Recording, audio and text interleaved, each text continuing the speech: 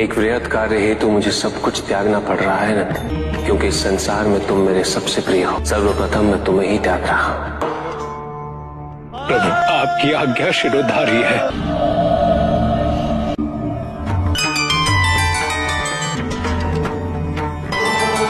अब समय आ गया है, मुझे आप दोनों से विदाई लेनी होगी। मेरे पुनः लौटने तक आप दोनों मेरे इसी प्रतिरूप पर विश्राम करो।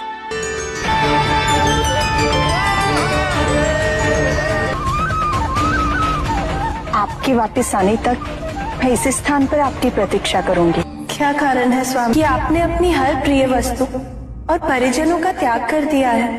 पार्वती, चंद्र रूपी मुकुट पुरुष का अहंकार है और नाग रूपी माला उसका मोह है। जब तक पुरुष और स्त्री अपनी सभी भावनाओं, कुंठाओं, अहंकार, लोभ और मोह का त्याग नहीं करते, परस्पर स्नेह अवरुद्ध ही रहता है और इसी कारणवश मुझे इन सब का त्याग करना पड़ा।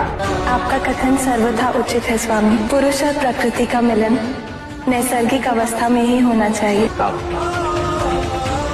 प्रस्थान करें। पार्वती, तुम प्रकृति हो और इस संसार में पुरुष तत्व का जन्म मुझसे ही हुआ है। पार्वती, तुम्हारे तत्व पुष्प में निहित है और मेरे तत्व पराग के कणों। इनके मिलन से जो सुगंध उत्पन्न होती है, इसका आधार प्रेम ही तो है। प्राकृतिक रूप में तुम धरती हो और मैं बीज। इनके समागम से धरती के गर्भ से जो अंकुर उत्पन्न होता है, हमारा प्रेम ही तो है।